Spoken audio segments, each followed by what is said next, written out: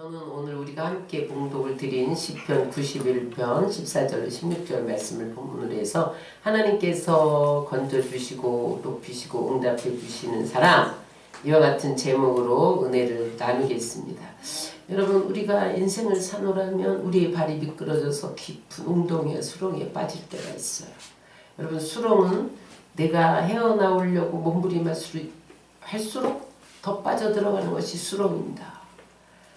내 힘으로 도저히 어찌할 수 없는 그러한 정황을 만날 때 여러분, 건져주는 사람이 있다면 얼마나 감사하겠어요. 또 우리는 인생을 사노라면 비천한 가운데 거함으로 사람들에게 짓밟히고 무시당할 때가 있습니다. 그러나 그때 하나님께서 우리를 높여주시고 영향있게 살게 함으로 복음을 증거하며 주님 영광을 드러내며 살 수 있다면 얼마나 기쁜 일이겠어요. 또 우리는 기도해도 응답되지 않을 때가 있어. 하나님, 어느 때까지니까 그렇게 외칠 때가 있습니다. 그런데 오늘 하나님께서 기도마다 응답해 주는 사람이 된다면 얼마나 여러분 우리에게 힘이 넘치겠어요. 오늘 시편 91편은 하나님을 사랑하고 하나님을 그 이름을 알고 기도하는 자마다 하나님께서 그렇게 해주시겠다고 말씀하십니다. 오늘 시편 91편은 이렇게 말씀하십니다. 다 같이 읽겠습니다. 그가 나를 사랑한즉 내가 그를 건지리라. 그가 내 이름을 안즉 내가 그를 높이리라. 그가 내게 간구하리니 내가 그에게 응답하리라. 여기 중요한 것은 뭐냐면 하나님이 무조건 건지시지 않는다는 거예요. 무조건 높이시지 않는다는 거예요. 아무것도 행하지 않았는데, 기도하지 않았는데 하나님이 응답하지 않는다는 거예요. 그리한즉 뭐뭐하면, 여러분, 자연의 법칙만 심고 거두는 법칙이 있는 게 아니에요. 신앙도 심고 거두는 법칙이 적용됩니다. 여러분, 우리는 신앙의 원리를 적용해야 하나님을 기쁘시게 해드릴 수 있고 하나님을 영화롭게 할 수 있고 하나님이 우리에게 주시는 은혜를 누릴 수가 있어요. 오늘 시편 91편은 이스라엘 왕과 신하와 백성들이 전쟁터에 나갈 때에 제사장이 하나님 앞에 엎드려 제사 드리면서 하나님, 우리를 전쟁의 위협에서 건져주옵소서, 그렇게 제사 드리며 감사로 불렀던 찬송이에요. 다시 말하면 하나님을 사랑하는 사람은, 하나님의 이름을 아는 사람은, 하나님 앞에 기도하는 사람은 어떤 위험과 어려운 상황에 처했을지라도 하나님께서 건지시고 높이시고 응답해 주신다는 거예요. 그러면 오늘 하나님은 어떤 사람을 건지시고 높이시고 응답해 주시는가? 첫째로 따라하시기 바랍니다. 나를 사랑한즉 내가 그를 건지리라. 하나님을 사랑하는 사람을 건져주신다는 거예요. 하나님을 사랑한다는 말은 시브리어로 하샤크입니다. 이것은 매달린다, 달라붙는다, 애착을 가진다, 그런 뜻이에요. 제가 미국에 가는 비행기를 탔는데 한쪽에 어린아기를 이렇게 품에 안은 유모들이 많이 탔어요. 제가 물어봤어요. 이 아이들이 다 어떤 아이들입니까? 그랬더니 홀트 아동복지회에서 미국으로 입양시키는 아이들인데, 이제 시카고에 입양할 아이가 있고 뉴욕에 입양할 아이가 있잖아요. 그런데 그 아이들을 일일이 이 보호모를 쓰면 비행기 값이 많이 들잖아요. 그러니까 그 날짜에 대한항공에 미국 가는 사람들에게 이 아이를 안고 가서 그 입양하는 그 또 아동 홀트 복지회처럼 그런 기관이 있겠죠. 입양 기관. 거기다 넘겨주기 위해서 그 아이들을 데리고 가는 사람들이었어요. 근데 이제 그 중에 한 사람이 내가 화장실을 좀 갔다 올 테니까 이 아이를 좀 안아주세요. 그래서 제가 그 아이를 안으려고 하니까 이 아이가 몸부림을 하면서 그 부모에게 안 떨어지려고 막 울어대요. 그래서 내가 막 있는 힘을 다해서 막 얼러주고 막 업어주고 안아주고 그런데도 막 울어요. 왜냐면 이 아이는 자기가 버림받았다는 걸 아는 거예요.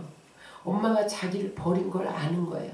지금 이 부모의 품에 의해서 나는 또 어디론가 버려지러 간다는 것을 아는 거예요. 그러니까 이 아이가 막 안 떨어지려고 버림받을까 봐 그렇게 우는 모습을 봤어요. 아주 작달라붙어서 안 떨어져. 여러분 그것이 오늘 하샤크입니다. 내가 이 부모에게 떨어지면 나는 버림받을지도 몰라. 나는 죽을지도 몰라. 그러므로 나는 못 떨어져. 매달리는 상태. 그것이 사랑이에요. 여러분 하나님은 우리를 어려움과 위험과 곤고한 상황 가운데서 어떨 때 건져주시느냐? 하나님께 매달리는 사람, 하나님께 붙어있는 사람, 하나님을 의지하는 사람을 건져주시는 것을 믿으시기 바랍니다. 여러분 건질이라는 말은 구원하다 그런 뜻이에요. 구원하다는 말은 죄에서 우리를 건져주셨다. 그래서 자유를 주셨다. 그런 구원만이 아니고 이 범위가 굉장히 넓어요. 수렁에서 건져주시는 것도 구원이에요. 질병에서 건져주시는 것도 구원이에요. 가난에서 건져주시는 것도 구원이에요. 어떤 실패에서 건져주시는 것도 구원이에요. 죽음에서 건져주시는 것도 구원이에요. 오늘 하나님께서 나를 사랑하는 사람은 실패에서 절망에서 좌절에서 질병에서 죽음에서 건져주신다는 거예요. 여러분 보세요. 사드락과 메삭과 아벳느고가 느부갓네살 왕이 금신상을 세워서 절하지 않는 자는 다 풀목불에 던져 불사르겠다. 그런 말을 듣고도 사드락과 메삭과 아벳느고는 하나님 위에 절할 수 없습니다. 하나님께 붙어있는 사람이었어요. 찰싹 붙어있었어요. 그래서 그가 뭐라고 고백을 합니까? 다니엘서 3장 16절 18절 시작. 사드락과 메삭과 아벳느고가 왕에게 대답하여 이르되 느부갓네살이여 우리가 이 일에 대하여 왕에게 대답할 필요가 없나이다. 왕이여 우리가 섬기는 하나님이 계시다면 우리를 맹렬히 타는 불문 가운데서 능히 건져내시겠고 왕의 손에서도 건져내시리이다. 그렇게 하지 아니하실지라도 왕이여 우리가 왕의 신들을 섬기지도 아니하고 왕이 세우신 금신상에 절하지도 아니할 줄 아옵소서.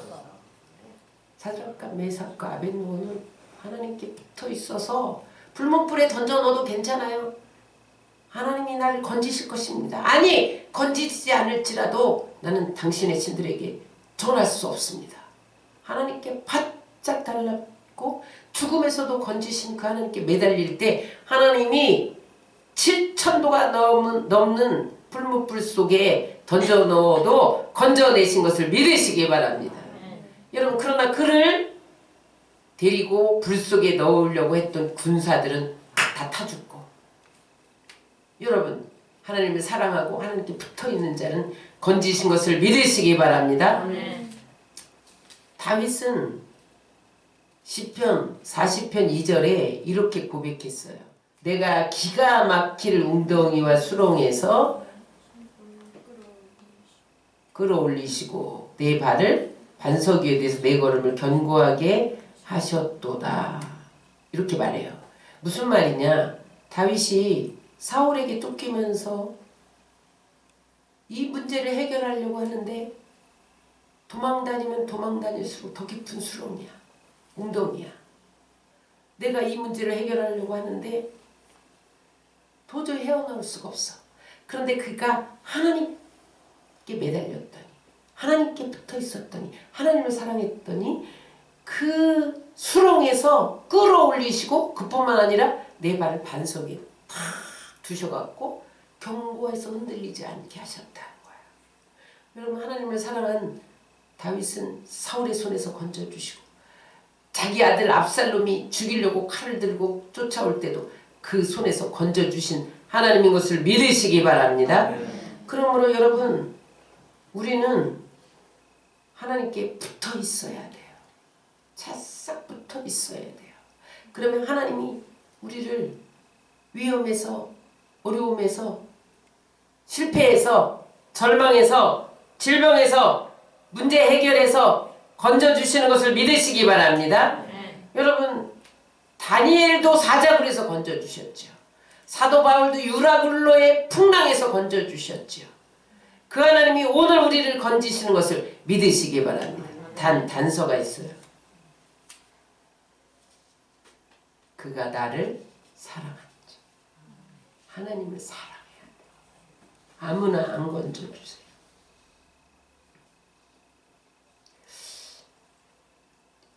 제가 오늘 이 설교를 준비하다가 조용기 목사님이 예화를 들은 것이 생각났어요. 조용기 목사님이 잘 아는 미국 선교사하고 점심을 먹다가 펑펑 우셨다. 그러면서 말씀하신 것이 있었는데 6.25 때 미군이었는데 그 사람이 선교사로 자원해서 군목이 되었다는 거야. 그래서 이제 아주 추운 겨울날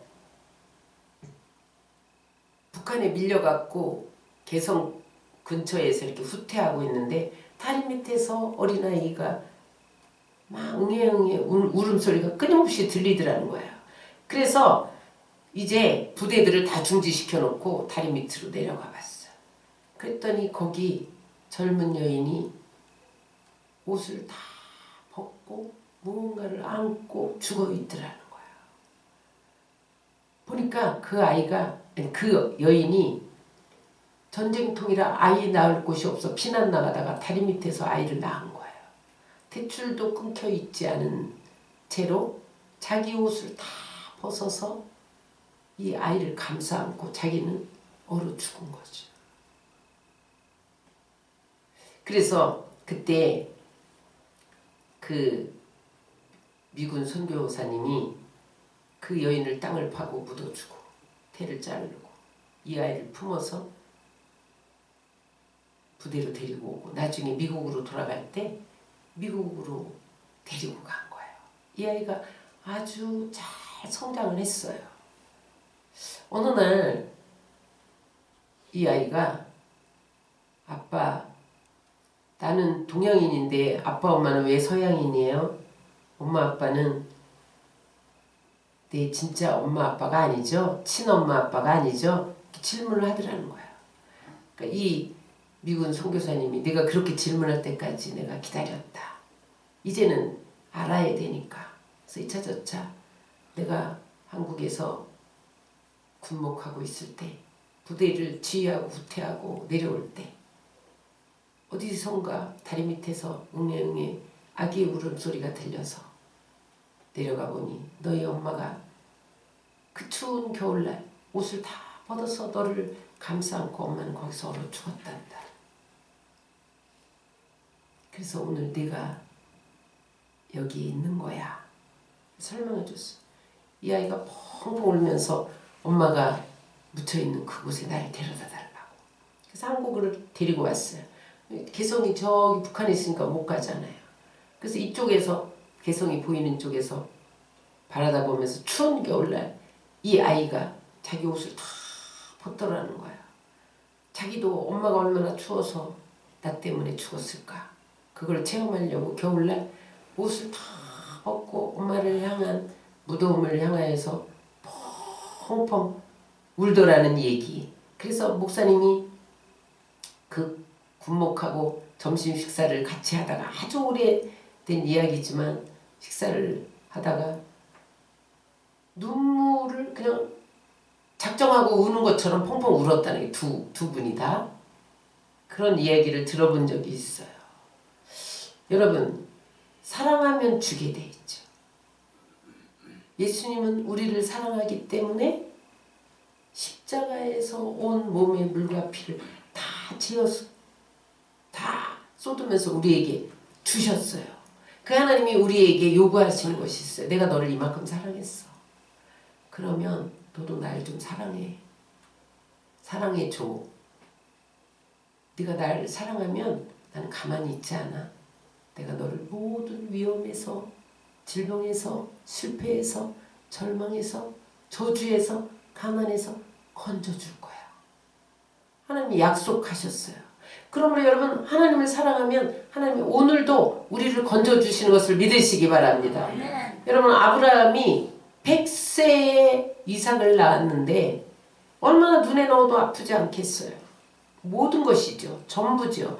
그런데 모리아산에 가서 이 아이를 번제로 드려라. 그랬더니 어떻게 합니까? 그가 아내하고 의논도 하지 않고 장작을 메고 번제 드릴 장작을 메고 모리아산을 올라가서 결박해서 칼을 꽂아 번제로 드리려는 순간에 아브라함아 멈춰라.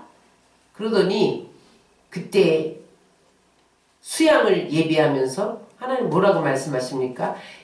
내 독자라도 나에게 아끼지 아니하였은즉 이제야 내가 나를 사랑하는 줄 아노라. 이제야 내가 나를 경외하는 줄 아노라. 그러면서 그 다음에 너는 복에 그너 내 자녀가 내 자식을 나에게 심었기 때문에 내 자녀가 하늘의 별처럼 땅의 모래처럼 많으리라. 사랑은 입으로 말하는 게 아니에요. 행위로 증명하는 거야. 아브라함이 행위로 하나님 앞에 증명되어졌을 때 복의 근원이 됩니다. 믿음의 조상이 됩니다. 여러분, 하나님을 사랑하면 행해야 돼요. 행함이 없는 믿음은 죽은 믿음이에요. 오늘 여러분들이 어떤 어려움이 있습니까? 하나님이 건져주시기를 원하십니까? 하나님을 사랑한다는 증명을 하세요. 그러면 하나님이 반드시 건져주시는 것을 믿으시기 바랍니다. 두 번째, 따라하세요. 내 이름을 안즉 내가 그를 높이리라. 여기 안다는 것은 무엇이냐면 야다예요. 야다는 체험적으로 안다는 거야. 그냥 귀로 들어서 아는 게 아니에요.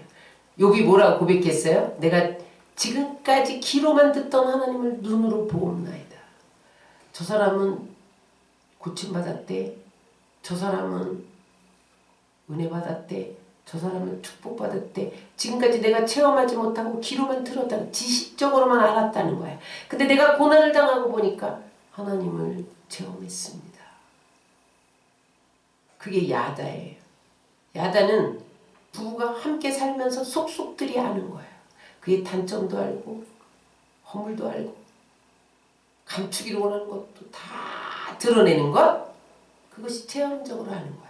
여러분, 우리는 하나님의 이름을 체험해야 한다는 거예요. 여러분, 이름은 그 사람의 성품과 속성과 존재 자체입니다.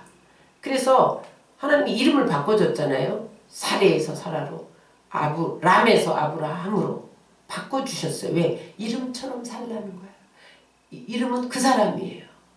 그래서 여러분, 하나님의 이름이 우리에게 많은 이름이 있죠. 그런데 여호와 이레, 준비하시는 하나님. 여러분, 하나님을 어떻게 알아야 됩니까? 준비하시는 하나님을 체험하셔야 돼요. 야훼 라파, 치료의 하나님을 체험해야 돼요. 야훼 스드게노, 하나님의 의를 체험해야 돼요. 야훼 로아이, 뭐예요? 목자 되신 하나님, 부유하신 하나님을 체험해야 돼요. 야훼 샬롬, 평강의 하나님을 체험해야 돼요. 그 체험했을 때 하나님이 그를 높여준다. 그래서 여러분, 우리에게 어려움이 왔을 때 하나님, 야훼 니시, 사단의 공격을 받을 때 야훼 니시 승리의 하나님 불을 지지면 하나님이 승리케 해주셔요. 그래서 마귀를 이기게 되는 거예요. 그 하나님을 체험해야 또 마귀를 내어 쫓을 수가 있어요. 여러분, 우리가 병들었을 때 야훼 라파, 치료의 하나님 나를 치료해 주세요. 체험해야 그 다음에 하나님이 너는 내가 막 부어줘도 되겠구나. 너는 나를 아니까. 알아야 되는, 알아야. 내가 너를 높여줘도 되겠구나. 응? 네가 나를 아니까. 체험적으로 아니까 못 떠난단 말이에요. 체험적으로 알지 않고 지식적으로 알면요, 하나님이 왜 높여주지 못하냐? 떠나요. 여러분, 물질적으로 하나님이 축복의 하나님인 것을 체험했을 때 하나님이 부어줘야 진정한 축복이 돼요. 그렇지 않으면 머리로만 알면 반드시 체험적으로 알지 못할 때 지식적으로만 하나님을 알 때 부어주면 또 나요. 그래서 하나님이 우리에게 더 기도하도록 하나님을 알도록 고난을 보내시는 거예요. 그래서 여러분 높인다는 것은 무슨 말이냐? 안전하다 그런 뜻이에요. 높인다는 게 막 지위만 높여준다 그런 게 아니라 적이 침략할 수 없는 높은 요새에 들어 올려서 재앙을 만나지 않도록 안전하게 평안하게 살도록 해준다는 거예요.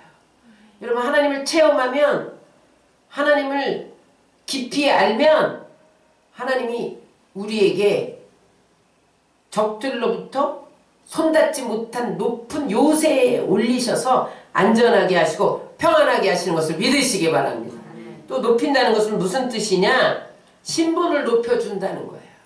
여러분 우리가 하나님의 자녀예요. 하나님이 누구예요? 우리 왕이잖아요. 우리는 왕자 공주라니까요. 여러분 하나님의 이름을 높이면 하나님이 우리를 높여서 왕자와 공주로 만들어주시는 것을 믿으시기 바랍니다. 또 높인단 말은 영광의 자리에 앉게 한다는 거예요. 다시 말하면 머리가 되고 꼬리가 되지 않게 하신다. 한나는 사무엘을 낳고 사무엘을 하나님께 바치면서 뭐라고 체험했냐? 다 짓겠습니다. 여호와는 가난하게도 하시고 부하게도 하시며 낮추기도 하시고 높이기도 하시는도다. 한나가 아이 없어 하나님 앞에 눈물로 기도했을 때 사무엘을 주시잖아요. 그래서 사무엘 이름이 하나님이 기도를 들으셨다는 뜻이에요. 그런데 그가 그 기도하면서 체험한 하나님은 어떤 하나님이냐? 하나님은 가난하기도 하시고 부하기도 하시고 낮추기도 하시고 높이기도 하시는 하나님이라는 거예요. 그러므로 여러분 하나님을 체험하시기 바랍니다. 잠언서 4장 8절에 보면 다 같이 읽겠습니다. 그를 높이라. 그리하면 그가 너를 높이 들리라. 만일 그를 품으면 그가 너를 영화롭게 하리라. 하나님은요, 내가 하나님을 높일 때 나를 높여주세요. 하나님께 붙어서 내 안에 하나님을 성령으로 품고 다니면 하나님이 나를 영화롭게 하신다는 거예요. 응? 그래서 여러분 우리는 하나님을 높이려면 어떻게 해야 됩니까? 작은 일에 충성해야 돼요. 마태복음 5장 19절에 보면 내가 작은 일에 충성했음에 큰 것으로 내게 맡기리니 하나님 높여주시는 거예요. 또 하나님은 우리가 어떻게 해서 높일 수 있습니까? 하나님을 섬겨드려야 돼요. 또 우리가 기도할 때 하나님이 우리를 높여주세요. 선을 행할 때 하나님이 우리를 높여주세요. 전도할 때 하나님이 높여주세요. 순종할 때 높여주세요. 베드로전서 5장 6절에 보면 하나님 앞에서 낮추면 어떻게 합니까? 하나님께서 높이셔요. 하나님은 겸손한 자에게 은혜를 주시고 교만한 자를 물리치시는 것을 믿으시기 바랍니다. 그래서 여러분 우리가 충성함으로 전도함으로 순종함으로 기도함으로 겸손함으로 하나님을 높여드리면 하나님이 우리를 높은 요새에 올려서 적이 침범하지 못하도록 안전하게 하시고 평안하게 하시고 우리의 신분을 계속 머리 되고 꼬리 되지 않게 하시고 영광의 자리에 있게 하시는 것을 믿으시기 바랍니다. 베드로전서 2장 9절로 10절에 보면 하나님이 우리를 어떻게 높이셨냐? 시작. 그러나 너희는 택하신 족속이요 왕같은 제사장이요 거룩한 나라요 그의 소유가 된 백성이니 이는 너희를 어두운 데서 불러내어 그의 기이한 빛에 들어가게 하시니 아름다운 덕을 선포하게 하려 하심이라. 무슨 말이냐? 하나님이 우리가 하나님을 체험적으로 알면 우리를 택한 족속으로 만들어 주신다는 거예요. 여러분 하나님이 우리를 만세전에 알고 택하셨다는 게 여러분 얼마나 우리를 높여주시는 거예요. 여러분 하나님의 자녀된 권세가 얼마나 높은지 아세요? 하나님의 자녀된 권세를 갖지 못하면 천국에 못 갑니다. 이 세상에서 국회의원을 하고 대통령을 해도 하나님의 자녀가 아니면 하나님이 택하지 않으면 하늘나라 못 갑니다. 여러분 이 세상에 요 조그만 땅덩이에 대통령이 돼도 높아졌다고 생각하는데 여러분 우리는 만왕의 왕이신 하나님이 우리를 택해서 지명해서 불러주셔서 너는 내 자녀야. 이게 얼마나 높은 직분인 것을 여러분 깨달으시기를 주의 이름으로 축원합니다. 수많은 사람들 가운데 만왕의 왕이신 하나님이 나를 택하시도록 하나님이 우리를 높여주신다는 거예요. 그 다음에 왕같은 제사장. 여러분 왕은 통치자를 말해요. 다스리는 능력이 있어요. 그래서 여러분 이 나라의 대통령이 이 나라를 통치하고 있잖아요.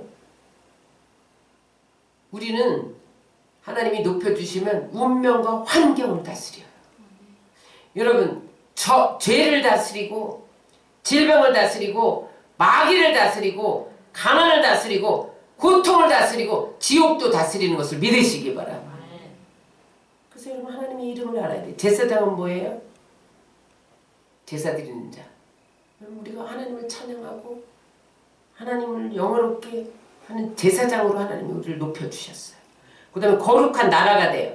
여러분 우리 한 사람 한 사람이 거룩한 나라예요. 왜냐하면 우리 안에 하나님이 왕이신 하나님이 우리 안에 들어와서 우리를 통치하고 계시죠. 우리는 하나님 나라예요. 우리 안에 하나님 나라가 임한 것을 믿으시기 바랍니다. 따라하세요. 나는 이래봬도 하나님 나라다. 마귀가 내 속에 들어와 있으면 마귀 나라예요. 하나님이 성령이 내 안에 들어와 있으면 내가 하나님 나라예요. 하나님이 우리를 나라로 높여주셨어요. 그 다음에 그의 소유된 백성이라. 여러분 소유를 하려면 값주고 사야 돼요. 노예를 사올래봐요. 값주고 사야 되잖아요. 하나님이 우리를 피로 값주고 사셔서 넌 내 소유. 그러면은 여러분 노예를 사왔다고 생각해보세요. 주인은 그 노예에게 모든 것을 공급해 줍니다. 하나님이 내가 하나님의 소유이기 때문에 하나님의 모든 필요를 공급해 주시는 것을 믿으시기 바랍니다. 그러므로 여러분 우리는 하나님이 책임져 주시는 자예요. 그러니 여러분 세상 왕이 나를 책임져 줘도 얼마나 든든한데 만왕의 왕 역사를 주관하시고 천지만물을 주관하시고 만유를 섭리하시는 그분이 나를 책임져 주시니 여러분 이만큼 높아진 사람이 누구겠어요? 여러분 하나님의 이름을 체험함으로 말미암아 알므로 말미암아 여기까지 높여지시기를 주의 이름으로 축원합니다. 고린도후서 1장 21절로 21절을 다 같이 읽겠습니다. 우리를 너희와 함께 그리스도 안에서 굳건하게 하시고 우리에게 기름을 부으신 이는 하나님이시니 그가 또한 우리에게 인치고 보증으로 우리의 마음에 성령을 주셨느니라. 하나님이 탁 도장 찍어서 너는 내 것, 내 소유 인쳐주시고 모든 것을 공급해 주신다. 성령은 여러분 하나님의 영이잖아요. 성령이 우리의 모든 것을 책임져 주시는 것을 믿으시기 바랍니다. 뿐만 아니라 신명기 28장 1절에 보면 어디까지 높여주느냐 다 같이 읽겠습니다. 내가 네 하나님 야훼의 말씀을 삼가 듣고 내가 오늘 내게 명령하는 그 모든 명령을 지켜 행하면 네 하나님 야훼께서 너를 세계 모든 민족 위에 뛰어나게 하실 것이라. 제가 요즘에 우리나라를 묵상하면서 하나님이 어떻게 이렇게 잘 살게 하셨노? 조종자 권사님이 이래요. 목사님 우리 몇 년 전만 해도 화장실에 가서 신문지로 일을 처리했는데 세상에 우리나라가 어떻게 이렇게 잘 비대로 처리해요 요즘에는. 그죠? 어떻게 이렇게 잘 살게 되었나. 꿈 같다는 거예요. 왜 그래요? 하나님이 우리를 모든 민족에 뛰어나게 하셨어요. 그래서 여러분 이제는 컴퓨터 시대를 지나서 스마트폰 시대를 지나서 AI 시대가 벌써 왔어요 여러분. 이제 더 활성화될 것입니다. 그러면 이제 많은 사람들이 AI 시대가 오면 AI가 다 이래서 사람이 필요 없다는데 어떻게 하면 좋아? AI를 물리쳐야 돼. 그렇지 않습니다. 물론 없어지는 직업도 많죠. 스마트폰이 생기면서 없어진 직업 많아요. 우리는 스마트폰으로 거의 다 해결을 하잖아요.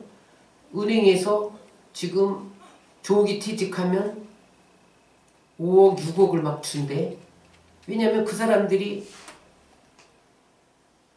정년까지 있으면 그보다 더 많이 받는데 인공지능이 와서 하면 돈 안 주고도 다 할 수 있어. 미리 작업하는 거야. 지금 은행도 기계가 다 할 거예요. 병원도 여러분 로봇가 다 고치고, 지금도 여러분 이렇게 구멍 뚫고 거기 메스에다가 로봇 달아갖고 다 하잖아요. AI가 하는 거거든요. 앞으로 판결도 AI가 한대.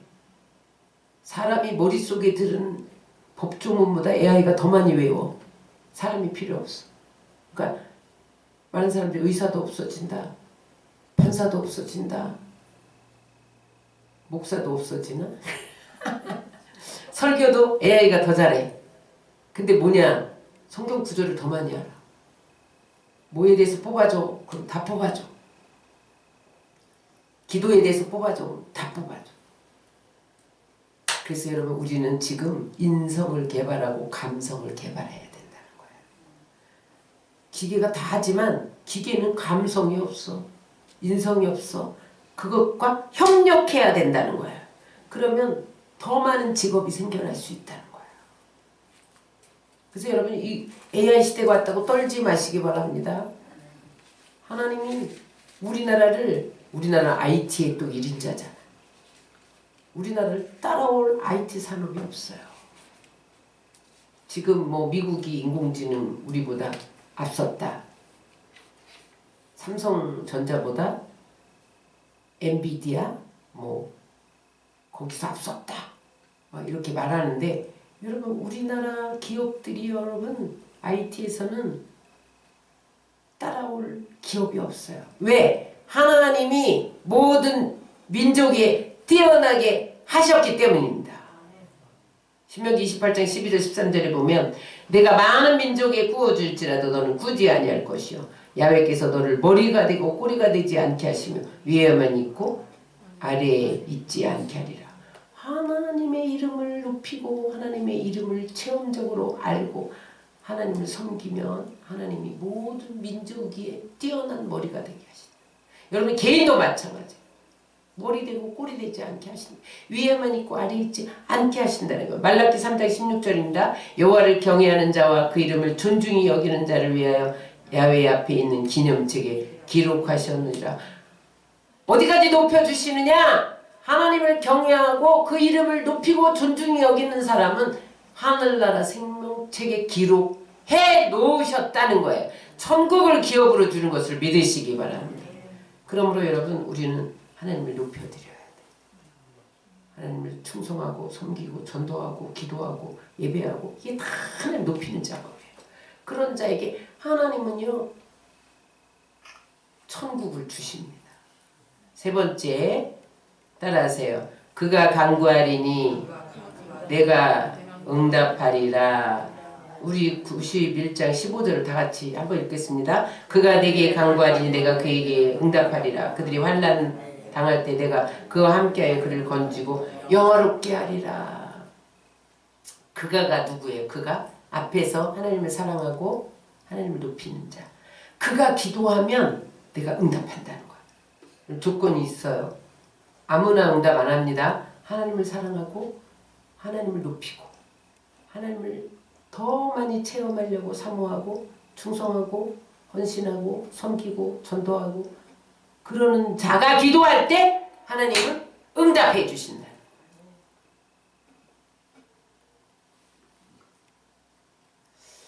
여러분, 기도는 응답인 것을 믿으시기 바랍니다. 많은 사람들이 기도하지 못하는 이유는 바빠서 아니에요. 피곤해서 아니에요. 더 중요한 일이 있기 때문이 아니에요. 오늘 뭐라고 말씀하십니까? 나를 사랑한 즉. 하나님 사랑하지 않으면 기도하지 않는다는 거예요. 하나님을 체험하지 못하면, 그 이름을 안다는 건 체험적으로 아는 거잖아요.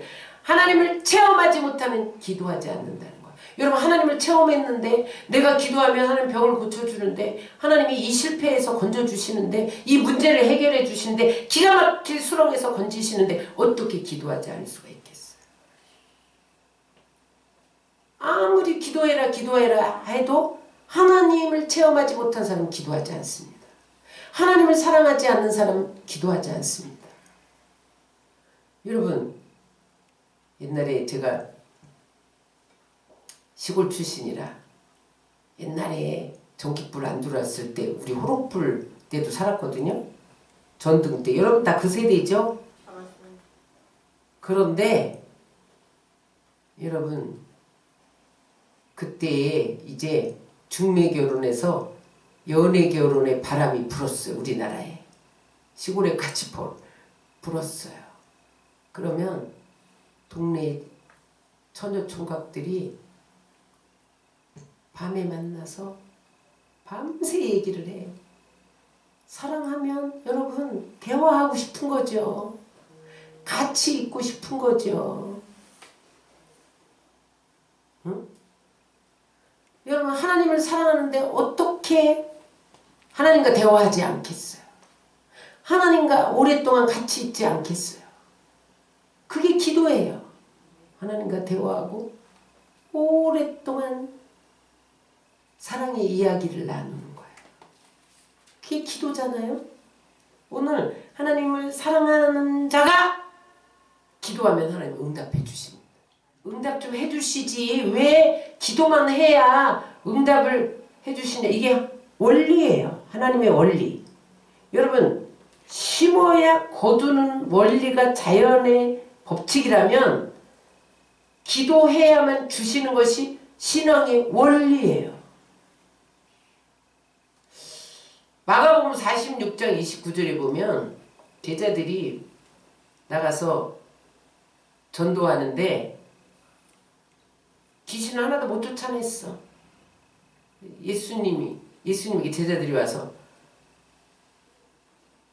귀신 들린 자를 우리는 왜 못 쫓아냅니까? 그랬어요. 그랬더니 예수님 뭐라 그래요?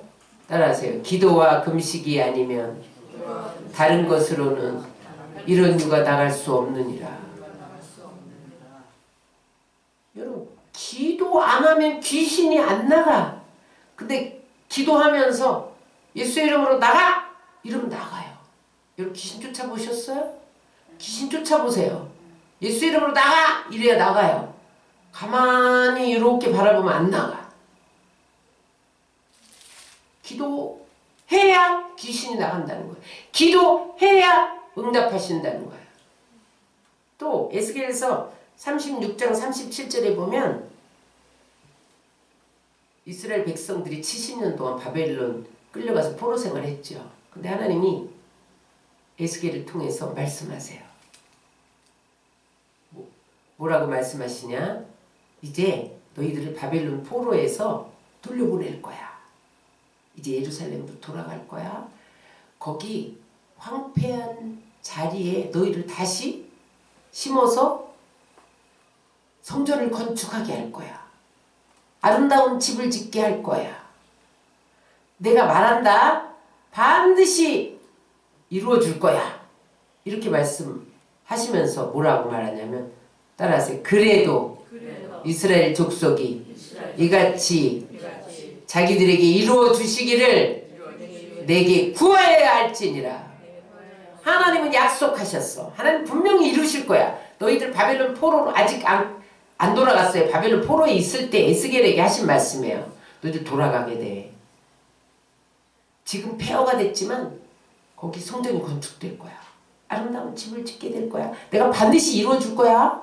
약속하셨는데 단 그래도 이 약속이 이루어지기를 기도해야만 이루어진다는 거야. 여러분 콩을 심어야 콩이 나오죠. 심지 않으면 거둘 게 없는 거예요. 기도해야만 응답하는 거예요. 이게 신앙의 원리입니다, 여러분. 그러니까 여러분 기도해야 돼. 무조건 기도해보고 봐야 돼. 여러분 기도 안 하면요 응답 안 하세요. 근데 여러분 그냥 안 이루어질 것 같아도 기도는 하세요. 그러면 어느 날 이거 내가 구하지도 않았는데 하나님이 주셨네. 옛날에 구했어. 옛날에 잊어버렸어. 하나님이 때가 차면 응답하세요. 여러분 왜 기도해야만 응답받습니까? 신앙의 원리예요. 하나님의 법이에요. 빨간 신호등에 건너가면 벌금이야.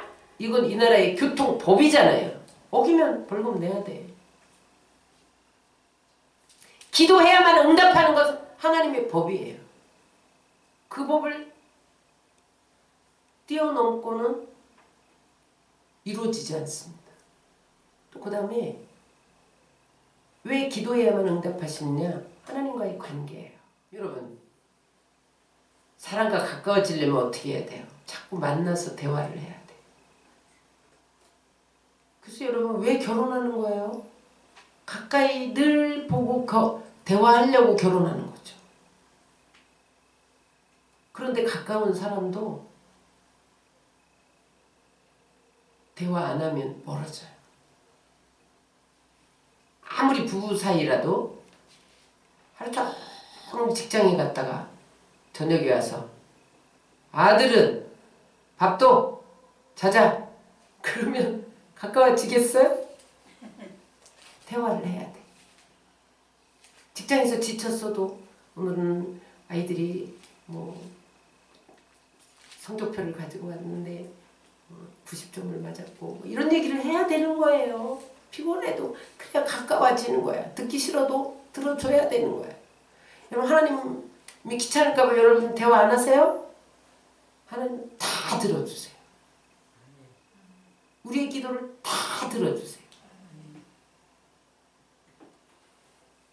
그렇게 대화해야, 기도해야 내가 했다, 이것을 하나님이 나한테 내보일 수가 있어. 구하지 않은 것을 여러분들이 받잖아요. 그러면은 내가 잘났어, 내가 했지 무슨 하나님이 해, 이런단 말이죠. 그러니까 하나님이 내가 한 거야? 그러면 너는 기도해. 기도해야 하나님을 나타내 볼 수가 있는 거야. 하나님과의 관계가 돈독해지는 거야. 그래서 더 하나님과 가까워지는 거죠. 이런 기도의 맛을 아시나요, 여러분?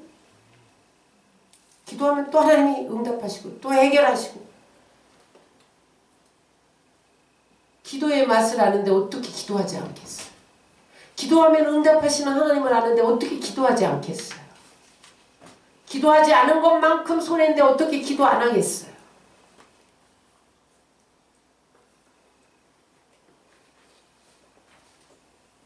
여러분, 하나님을 사랑하고 하나님의 이름을 높이는 가운데 기도하시기 바랍니다.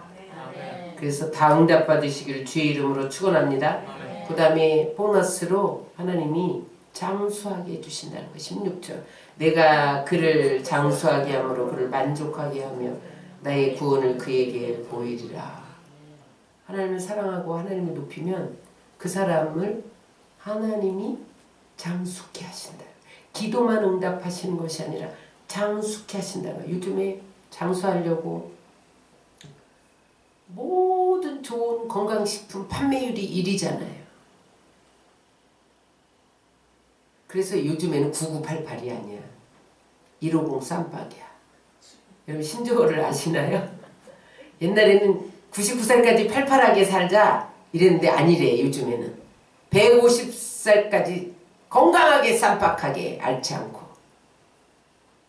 여러분, 원래 하나님은 우리에게 오래 살도록 만드셨어요. 무두셀라는 몇 살 살았죠? 969살까지 살았잖아요. 원래 사람은 거기까지 살도록 만들어놨는데 죄가 들어와서 홍수 이후로 120세 이하 하나님 선을 걷죠. 요즘에 120살 이상 사는 사람도 있나요? 모세는 70이요 80이요 이랬어요. 그런데 오늘 하나님은 좋은 건강식품을 많이 먹는 사람을 장수케 하는 게 아니라 따라하세요. 야훼를 경외하면 장수하느니라. 하나님을 사랑하고 높여드리면 장수하는 거예요. 하나님을 섬기고 충성하고 헌신하고 전도하고 예배하고 찬양하면 하나님이 우리를 장수하게 하고, 병들어서 장수하면 소용이 없어. 장수할 뿐만 아니라 우리를 만족해 하신대. 성경에 하나님의 사람들이 정말 장수했나? 찾아봤어요. 넘겨주세요. 사라는 127세를 살았더라. 아브라함은 175세나 살았어. 이삭은 180세 살았어. 야곱 147. 다 100세 넘었죠? 요셉 110세, 아론 123세, 모세가 120세, 여호수아 110세. 하나님의 사람 다 100살 넘었어요. 이게 평균이야. 저들은 보세요. 저들의 특징이 뭐 공통점이 뭡니까? 하나님을 경외했어. 하나님을 사랑하고 높여드렸어. 여러분, 하나님을 사랑하고 높여드리고 경외함으로 150 쌈박 다 하시기를 주의 이름으로 축원합니다. 말씀 정리합니다. 여러분, 우리는 마음을 다하고 성품을 다하고 뜻을 다해 하나님을 사랑하는 것이 하나님의 첫 계명이에요. 하나님 사랑하면 하나님이 모든 위험에서 건져주십니다. 모든 어려움에서 건져주십니다. 모든 문제를 해결해 주십니다. 가난과 저주와 질병과 실패와 절망 속에서 건져주십니다. 하나님의 이름을 높이고 부단히 하나님을 체험하면 하나님은 우리를 높여주세요. 원수가 손대지 못하도록 안전한 곳에 우리를 지켜주시고 편안하게 살게 하시고 우리의 지위를 높여주시고 모든 민족 위에 뛰어난 머리가 되게 하시고 머리가 되게 하시고 꼴이 되지 않도록 높여주십니다. 뿐만 아니라 기도하는 것마다 응답해 주시고 만족하게 건강하게 장수의 복을 주십니다. 그러므로 여러분, 오늘부터 하나님을 기쁘시게 해드리는데 마음을 다하세요. 뜻을 다하세요. 성품을 다하세요. 하나님을 체험하기를 애쓰세요. 그래서 기도마다 응답받고 건강하게 장수하는 그 복을 받으시길 주의 이름으로 축원합니다.